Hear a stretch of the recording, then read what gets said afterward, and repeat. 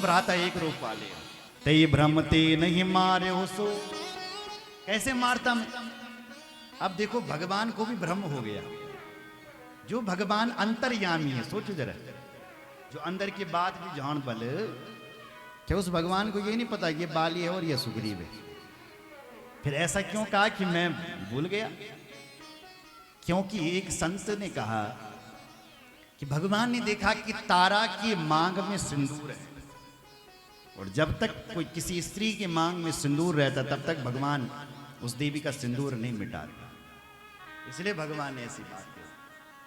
तो जब तारा देवी के माथे से सिंदूर हट गया और तब भगवान ने उस बाली को मारा। पहले कहते चले गए कि तुम दोनों एक जैसे। आजकल की कुछ देवियां तो मांग ही नहीं भरती, वो नया फैशन आ चुका है।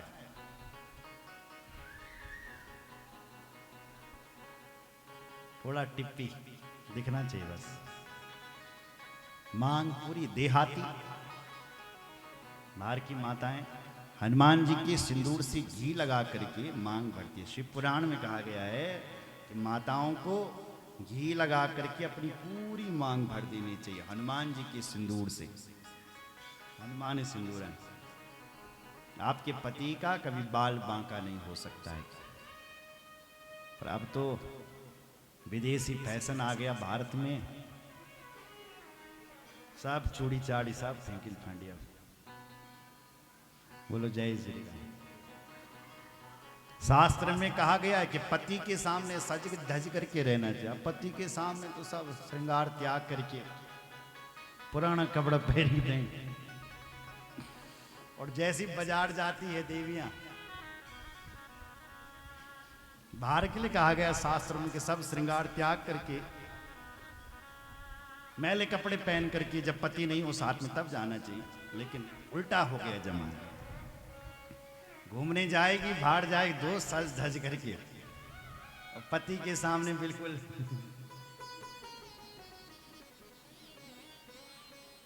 बोले जय श्री राम। धीरे धीरे संस्कृति लुप्त हो रही है ना। गलत हो रहा है कि नहीं हो रहा है? हाँ। वैसे तो हमारी उत्तराखंड की माताएं हैं, आज भी अपने सिर पर थाल को बांध देना, शॉल, गले में सिंदूर, माथे पर मांग, यही सौभाग्यवती की पहचान होती है। बोलो जय श्री राम। बाहर तो सब नपते के लिए। भगवान बोले मैं तेरे गले में माला डाल देता हूं। भगवान ने सुग्रीव के गले में माला डाल दी और कहा कि अब जा। गया महाराज सुग्रीव, मैली कंठ सुमन के माला, पठवा पुनि बल बल तेज विशाला। फिर भेजा, फिर युद्ध होने लगा। भयंकर युद्ध चला। बहु छल बल सुग्रीव करी, हे हारा भयमान, मारा बाली राम तब हृदय महाज सत्ता। जब फिर से सुग्रीव को मारने वाला था, भगवान को लगा देर करनी ठीक नहीं है। दे भगवान ने एक बाण चलाया और बाली धड़ाम से नीचे गिरा और बाली के प्राण चले गए। बोलो रामचंद्र भगवान की जय। भगवान बाली के पास गया तुरंत। बाली मर रहा था, थोड़ा प्राण थे तय पर रहे हैं, तो भगवान गए उसके पास। बाली ने देखा भगवान आ रहे हैं तो बाली भगवान से तर्क करने लगे।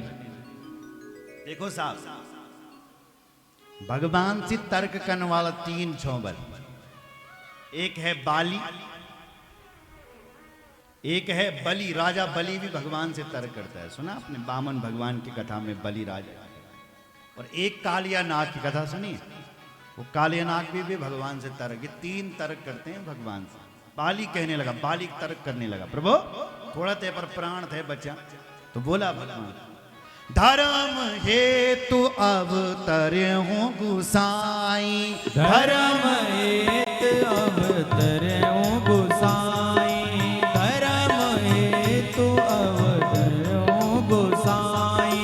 मारे हो मोहि व्याध की नाई, मारे हो मोहि व्याध की नाई, मारे नाई। भगवान से तर्क करके कहता प्रभु मैं नहीं अनु सुनी बल्कि तुम्हारो जन्म धर्म की रक्षा करते हुए क्या बल बाली ना मैं नहीं अनु सुनी भगवान जी कि तुम्हारा जन्म धर्म की रक्षा करने के लिए हुआ है, लेकिन हे भगवान जी ये कहां का धर्म है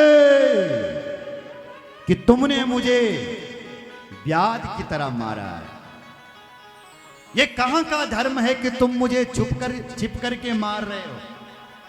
ये कौन सा धर्म है। मैं बैरी सुग्रीव प्यारा अब गुण कवन नाथ मोई मारा। मैं बैरी सुग्रीव तुम्हारा प्यारा, ये कहां का धर्म है। भगवान ने बलि देखा तो ये अधर्मी इस दुष्ट को देखो मुझे धर्म सिखा रहा है, राम जी को जो साक्षात धर्म के अवतार है।